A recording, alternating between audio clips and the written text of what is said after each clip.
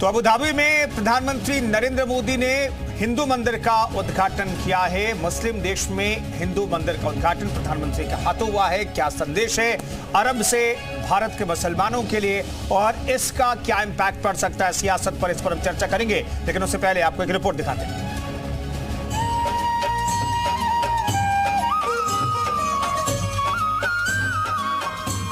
Abu Dhabi मंदिर मूर्ति प्रतिष्ठा महोत्सव की जय।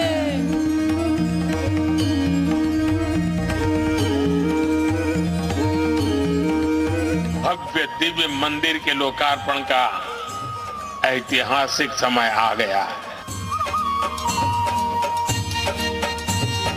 एक मंदिर का प्रस्ताव रखा तो वो तुरंत एक पल भी गंवाए बिना उन्होंने हाँ कह दिया। और उन्होंने यहां तक कह दिया, जिस जमीन पे तुम लकीर खींच लोगे वो मैं दे दूंगा।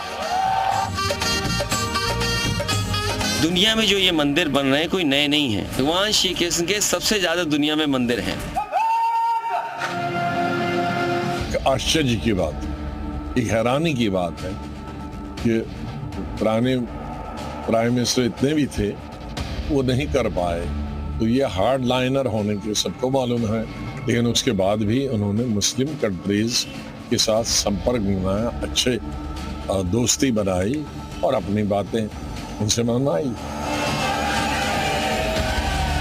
गुलाम नबी आज़ाद साहब, आपका कोई वजन बचा नहीं है। आप कुछ भी कहते रहिए। कांग्रेस में सत्ता की मलाई खाई, अब आप कुछ कहते रहिए। मैं उस पर रिएक्ट करना भी उचित नहीं समझता। अगर आना जाना रहे, उनके साथ संपर्क बनाए रहो, बुलाओ, उधर जाओ, तो लोग हार्ड लाइनर वाले को भी जगह देते हैं।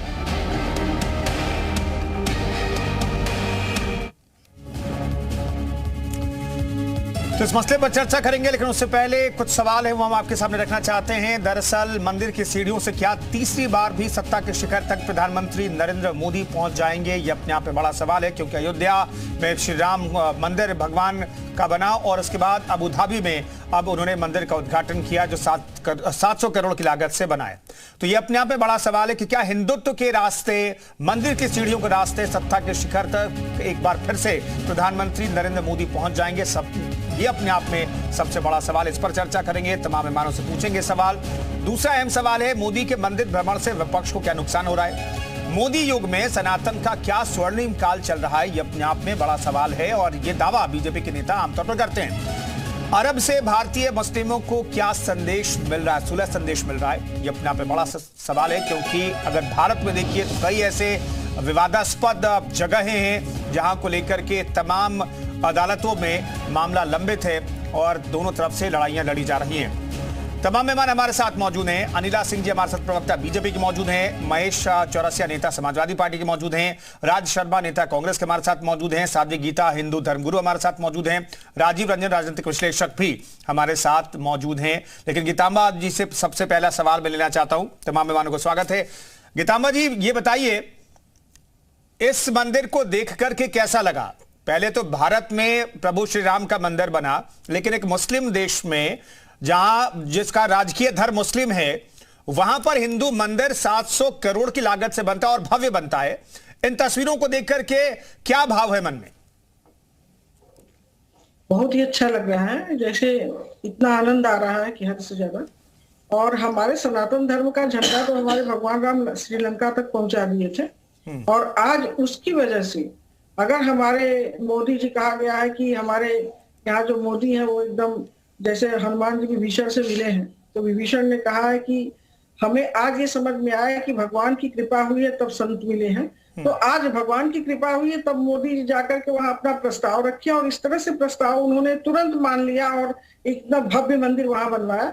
ये एक तरह से हमारे सनातन धर्म का एक बहुत बड़ा प्रकाश है जो हमारे सनातन धर्म को आगे ले आकर के खड़ा कर रहा है। दूसरी बात यह है कि अगर देखा जाए तो सनातन धर्म आदिकाल से चला आ रहा है और हर देशों में था, और सनातन धर्म से कभी किसी का नुकसान हुआ ही नहीं है, कहीं भी इतना भी नुकसान नहीं हुआ, क्योंकि सनातन धर्म हमेशा सेवा भाव रखता है, हमेशा दया भाव रखता है, हमेशा दान भाव रखता है, हमेशा सत्य बोलता है, तो सनातन से किसी को इतना भी नुकसान नहीं है। इसलिए सनातन धर्म के लिए स्वीकृति दी और वहां जाकर के भव्य मंदिर बना, तो ये हमारे लिए बहुत सौभाग्य की बात है और हमारे हिंदू समाज के लिए गर्व की बात है कि हमारे पास ऐसे प्रधानमंत्री हैं जो जाकर के मुसलमानों के राज्य में और इतना बड़ा भव्य मंदिर सनातन धर्म का बनवाए हैं। ये बहुत बड़ी बात है। बिल्कुल, सनातन में तो कहा जाता है वसुधैव कुटुंबकम, यही भाव जो है लगता है दुनिया को समझ में आ रहा है और इसलिए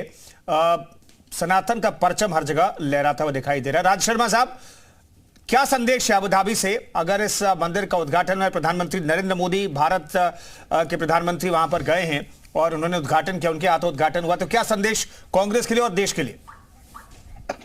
देखिए, मंदिर का उद्घाटन करने के ठीक है, अच्छी बात है, इसमें कोई मैं तो नहीं समझता कि मुझे विरोध करना चाहिए या हिंदुस्तान के किसी भी व्यक्ति को विरोध करना चाहिए। और रही बात मंदिर जाने की, तो मंदिर हम भी बचपन से जाते हैं, हमारे पिताजी भी जाते थे। मंदिर हम लोगों को जाना चाहिए। अगर हम किसी भी शहर में जाते हैं, वहां के मेन मंदिरों में जाते हैं, ये हमारी आस्था नहीं, स्वाभाविक प्रक्रिया है, हम लोग जाते हैं। इसमें कोई अगर ये भारतीय जनता पार्टी ये हो कि मोदी जी के उससे हो रहा है मोदी, तो ऐसा कुछ नहीं है।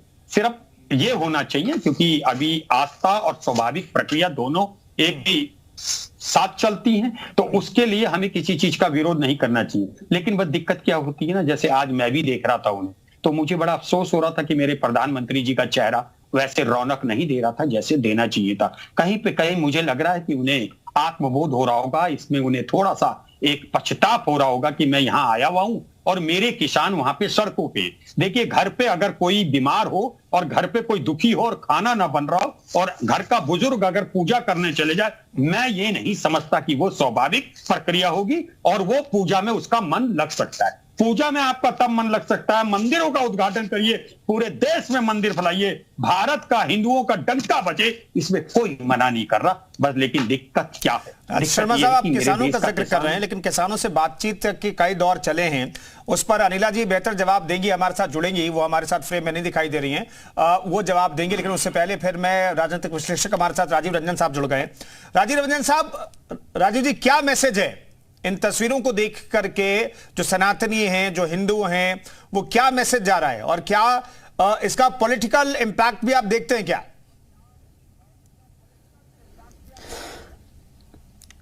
कुंदन जी, देखिए, भारत सनातन परंपरा का देश रहा है, लेकिन आजादी के बाद एक दुर्भाग्य ऐसा रहा कि हमारा जो भी राजनीतिक नेतृत्व सत्ता में रहा, वह सनातन परंपराओं को हमेशा इग्नोर करता रहा।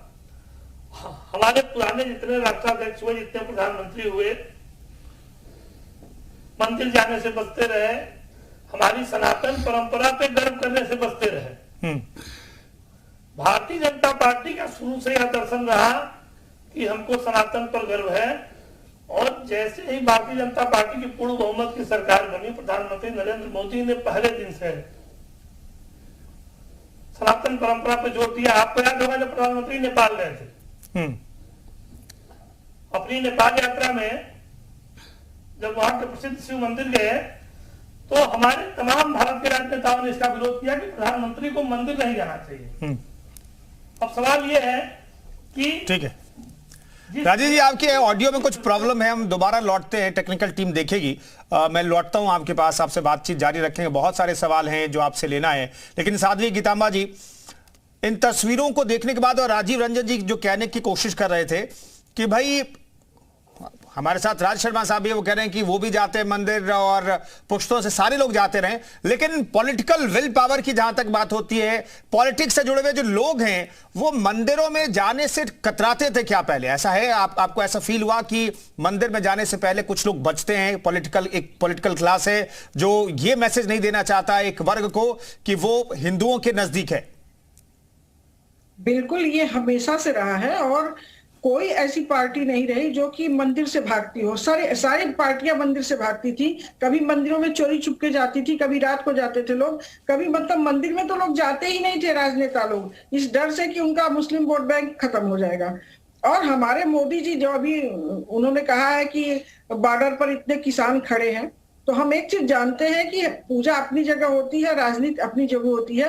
वो पावने अर्थ में धातु होता है, जमाने जायमान होता है, जिसके करने से अंतःकरण चतुष्ट मन बुद्धि चित्त अहंकार में पावनता आती है, उसे पूजा करते हैं। तो पावन मन से गए हैं पूजा करने, और वो पूजा करेंगे। और रह गई बात यह कि जो बॉर्डर पर हो रहा है वो तो राजनीतिज्ञों का काम है, वो राजनीति लोग कर रहे हैं, और नहीं तो इस तरह से उनको करना भी नहीं चाहिए।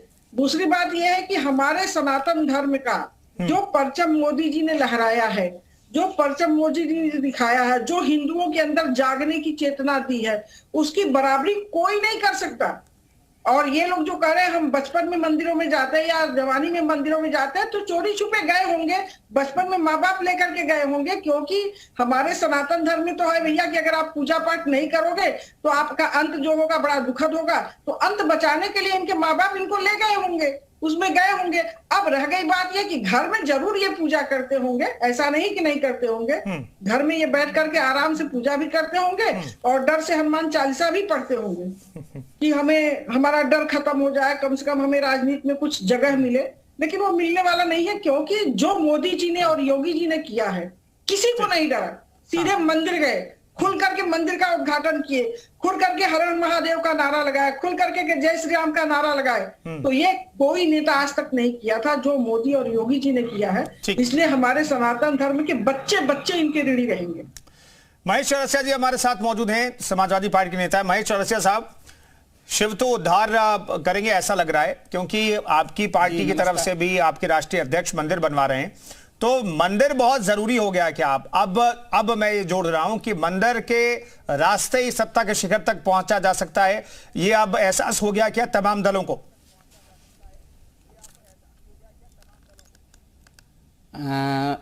कुंदन जी नमस्कार, हमारा आपको और सभी दर्शकों को। ऐसा नहीं कि मंदिर की वजह से ही राजनीतिक नैया पार लगाई जा सकती है। ये तो भारतीय जनता पार्टी ने एक एजेंडा सेट कर दिया है कि मंदिर बनाओ और धर्म को अलग अलग करो, हिंदू को अलग करो, मुसलमान को अलग करो, ईसाई को अलग करो। समझ रहे हैं? भारत में वैसे भी लाखों करोड़ों मंदिर बने हुए हैं जी, मंदिर भी बने हैं, मस्जिद भी बनी है। मंदिर और मस्जिद की कमी नहीं है भारत में। बिल्कुल जरूरत है इस समय भारत में रोजगार की, अच्छे अस्पताल की, अच्छे डॉक्टरों की। हम अभी भी कुछ दिनों पहले गए थे मेडिकल कॉलेज पिताजी को लेकर के, जो लारी कार्डियोलॉजी सेंटर बना है वहां पर लाइन लगी हुई है। मतलब अगर कोई जान पहचान नहीं पहुंच रही तो वहीं पर लोग मर जा रहे हैं। उनको व्यवस्थित नहीं किया जा रहा है, उनका अपडेट नहीं किया जा रहा है, उसमें सुधार नहीं किया जा रहा है। और मंदिर करोड़ों रुपए बन रहे हैं। हमें नहीं, मंदिर के विरोधी नहीं है, मंदिर बनाइए, लेकिन उससे पहले जो भारत की आम जनता को जो जरूरत है पहले वो करिए। सबसे ज्यादा जरूरत है अच्छे स्कूलों की, अच्छे डॉक्टरों की। वही तो मैं सवाल पूछ रहा हूं कि करोड़ों रुपए खर्च करके अब तो अखिलेश जी भी मंदिर बनवा रहे हैं। 60% आबादी, भारत की 60% आबादी नहीं, वही तो मैं सवाल पूछ रहा हूं कि अखिलेश यादव भी करोड़ों रुपए खर्च करके मंदिर तो बनवा रहे हैं ना। यादव कुल में पैदा हुए हैं, अखिलेश यादव जी यादव कुल में पैदा हुए हैं, कृष्ण के वंशज हैं, तो वो कोई हिंदू धर्म के विरोधी थोड़ी हैं। वो तो पूजा पाठ पहले भी करते थे, आज भी करते हैं, लेकिन दिखावा नहीं करते हैं। हमें याद है मुलायम सिंह जी यादव सबसे बड़े हनुमान के भक्त थे, उनकी पूजा पाठ होती थी। वो हमेशा हनुमान जी को मतलब नतमस्तक होकर के ही घर से निकलते थे। और भाजपा का कोई भी नेता सिर्फ चुनाव के समय और मंदिर उद्घाटन के अलावा कहीं उनकी फोटो या वीडियो नहीं आती कि वो घर में भी पूजा पाठ करते हैं। इसका मतलब ये लोग दिखावटी करते हैं, ढोंगी हैं, सच में पूजा नहीं करते, सिर्फ एक एजेंडा सेट करते हैं ताकि जनता उसके पीछे पीछे लगे। नंबर 2 बात, मंदिर कोई फायदे का सौदा थोड़ी होता है। मंदिर कोई रोजगार थोड़ी, व्यवसाय थोड़ी ना है कि आज हमने मंदिर बना दिया तो हमको उसका फायदा लेना चाहिए। मंदिर तो एक आस्था की चीज है। नहीं चौरसिया साहब, ये दरअसल हम अपनी स्वतः आस्था से जाते हैं, जिससे खुशी नहीं चौरसिया साहब, मंदिर जो है आर्थिकी से भी जुड़ा हुआ है। जीडीपी का 3% के आसपास जो है वो जीडीपी में भी योगदान है, मंदिर की आर्थिकी में बहुत बड़ा योगदान है। 4.5 लाख करोड़ रुपए जो है मंदिरों की व्यवस्था, वहां की यात्रा और सभी चीजों से आता है। जीडीपी बढ़ानी है, योगदान है। तो आप ये नहीं कह सकते मंदिर जो है सिर्फ आस्था का केंद्र है, मंदिर दरअसल आर्थिकी का भी केंद्र है। राजीव रंजन जी, मैं एक चीज जानना चाहता हूं। राजीव रंजन साहब, देश के सियासत का ट्रेंड जो है क्या मोदी जी ने बदल दिया? क्या उसी ट्रैक पर सभी को ला दिया जिस ट्रैक पर बीजेपी शुरुआत से, अपने स्थापना से, जिस ट्रैक पर शायद 79 से आप कह लीजिए, 89 से कह लीजिए, जिस स्थापना से बीजेपी आगे बढ़ रही थी इस मोटो के साथ, उसी ट्रैक पर क्या तमाम राजनीतिक दल अब आते हुए दिखाई दे रहे हैं आपको? नहीं कुंदन जी, देखिए यह बहुत बड़ी विडंबना है कि जिस सैफई और इटावा में पहले सैफई महोत्सव के नाम पे नाच होता था, उसी सैफई में, उसी इटावा में शिव जी का मंदिर बन रहा है और समाजवादी पार्टी उसको बहुत जोर शोर से बनवा रही है। शालिग्राम की मूर्ति अभी आई है, तमाम चीजें अभी वहां पे होनी है और प्राण प्रतिष्ठा होना है। सवाल यह है कि ऐसा क्यों हुआ?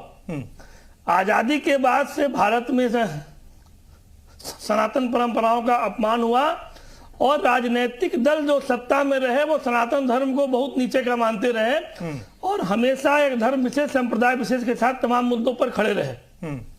भारतीय जनता पार्टी की सरकार जब से देश में आई तब से भारतीय जनता पार्टी ने हमको सनातन पर गर्व है और हम इस सनातन पे गर्व करके इस देश की राजनीति से इसको जोड़ सकते हैं और आम जनता को इससे जोड़ सकते हैं, यह संदेश दिया।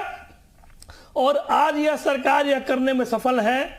आज चाहे राहुल गांधी हो, शिव के मंदिर जाते हैं तो फोटो खिंचवाते हैं, अखिलेश जी मंदिर बनवा रहे हैं। सारे राजनीतिक दलों को कहीं ना कहीं सनातन धर्म, सनातन परंपराओं का महत्व समझ में आ रहा है। अब सवाल यह है कि हमारा 130-140 करोड़ का देश, जहां पे 100 करोड़ से अधिक हिंदू रहते हैं, उनकी परंपराओं का सम्मान इस देश में क्यों नहीं होता था? तो सीधी सी बात थी कि वोट बैंक की राजनीति थी कि सनातन धर्म का अपमान करो और सनातन धर्म के विरोधी जो भी धर्म है उनको प्रोत्साहित करो और इससे मिलाकर वोट बैंक एक तैयार करो। तो आज मोदी जी की इस नीति ने बहुत बड़ा इसके ऊपर प्रहार किया है और निश्चित तौर पर सारे दलों को समझ में आएगा कि सनातन परंपराओं का सम्मान करना चाहिए। ठीक है, सारे दलों को समझ में आ गया कि बिना मंदिर की सीढ़ियां चढ़े सत्ता के शिखर तक आप नहीं पहुंच सकते। अनिला सिंह जी हमारे साथ जुड़ गई हैं। अनिला जी, स्वागत है आपका। लेट से जुड़ी आप, लेकिन मैं ये जानना चाहता हूं कि अबू धाबी से क्या संदेश है और हम लोग कह रहे हैं कि क्या सुलह संदेश है, इस पर हम चर्चा करेंगे। लेकिन अबू धाबी से एक बार फिर से वही तस्वीरें जो हमने देखी, जो 22 तारीख को आपने देखी थी, अयोध्या से तस्वीरें, इन तस्वीरों के माध्यम से क्या पॉलिटिकल मैसेज है? मेरी सबको राम राम। और मुझको लगता है ये दुर्भाग्य केवल और केवल सनातन को मानने वाले, या मैं आम भाषा में कहूं हिंदुओं का ही है कि जब जब हम अपने देवी देवता, मंदिर, हवन, पूजन, साधना की बात करते हैं तुरंत उसको राजनीति से जोड़ लिया जाता है। हाँ, कहीं पे गिरजाघर बनता है, कहीं मस्जिद बनती है, कोई पूछता है क्या उनसे? आज अगर एक इस्लामिक देश में मंदिर, भव्य मंदिर का निर्माण हुआ है, ये एक छोटी मोटी घटना नहीं है, ये बहुत बड़ी बात कह रही है और आने वाले समय के लिए इतिहास बन गया है। परेशानी उन लोगों को है जिन लोगों ने शुरुआत से ही इस देश को टुकड़ों में बांट कर रखा। जो अंग्रेजों ने किया, उनकी चरण पादुका उठाकर उन्होंने भी वही किया कि धर्म के नाम पे बांट दो, जाति के नाम पर बांट दो, इस देश को एक नहीं रहने दो। अरे धर्म के नाम पर तो इसके 2 हिस्से हो गए थे। एक देश जो है इस्लामिक रिपब्लिक ऑफ पाकिस्तान बन चुका था, ये तो हिंदुओं का हिस्सा था ना। और फिर भी 500 वर्ष से ज्यादा यहां पर राम भक्तों को संघर्ष करना पड़ा, युद्ध करना पड़ा कि यहां पर राम लल्ला का मंदिर बनना चाहिए। आपको लगता है कि आगे जो हम तो 3 जगह मांग रहे हैं ना, एक मिल गई हमको, काशी और मथुरा और मांग रहे हैं। तो क्या आपको लगता है 500 वर्ष क्या हम बैठकर संघर्ष करते रहेंगे? ये अधिकार है, हर हिंदू, हर सनातनी का अधिकार है, जिसका आदि है ना अंत है, वो सनातन है। और आज इसकी छाप हमने अबू धाबी में भी देख ली है। बिल्कुल अनिला जी, यही इसी सवाल के साथ मैं लौटूंगा। मुझे कहा जा रहा है कि ब्रेक के लिए रुकना है, ब्रेक के लिए हम रुकेंगे। तमाम मेहमान हमारे साथ बने हुए हैं।